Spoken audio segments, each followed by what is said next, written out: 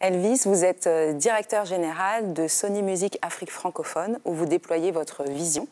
Vous avez aussi travaillé pour le média Œil d'Afrique. Vision, œil, pour tenter de dresser votre portrait, je vous propose un tour de votre vie autour de la vue, accompagné par ce geste. Ouvrir les yeux au monde. Originaire de République démocratique du Congo, vous êtes né le 3 juin 1988 en région parisienne, en France. Comme tous les bébés, vous ne pouvez voir que ce qui est à 20 ou 30 cm de vous. Voir dans l'avenir. Vos parents vous ont donné comme prénom Elvis, en référence au chanteur américain. C'est une double prédestinée. La première parce qu'elle annonce finalement cette carrière dans le secteur de la musique que vous faites aujourd'hui.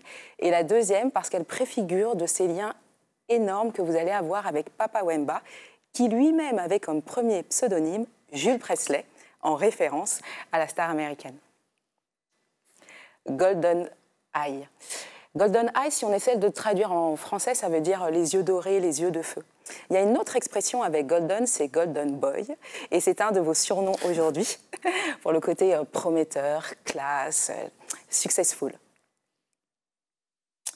Journaliste, reporter d'images, alors que vous faites des études en médias et communication, un travail à faire sur un reportage d'investigation vous donne le déclic, et vous décidez de poursuivre vos études en journalisme.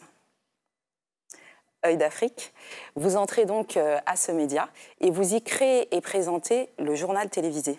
C'est votre regard que vous apportez. Perception. Justement, votre envie, c'est de changer le narratif sur le continent africain, ses diasporas, ses habitants, sur son rapport au monde. Vous lancez donc votre propre maison originale avec ce format d'interview du quasi jamais vu.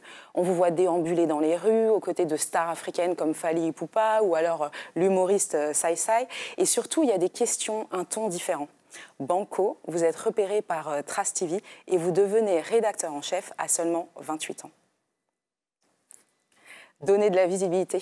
C'est une de vos missions avec Wenze Music que vous dirigez avec votre cousin Serge Ibaka, qui est à la fois basketteur et aussi rappeur. Avec lui, vous avez d'ailleurs beaucoup d'autres projets. Objectif. Objectif, c'est un des mots que vous allez employer, qui appartient finalement aussi à l'univers de la photographie, pour annoncer votre nomination à Sony Music Afrique francophone dans un post, notamment sur les réseaux sociaux. C'est donc pour aussi poursuivre cet objectif de contribuer à faire rayonner la musique Made in Africa. Larmes. Je me souviens encore du choc que j'ai ressenti lorsque j'ai appris la mort de Papa Wemba le 24 avril 2016. Je me souviens de la stupeur et du traumatisme des organisateurs. Je me souviens que j'ai refusé de regarder les images.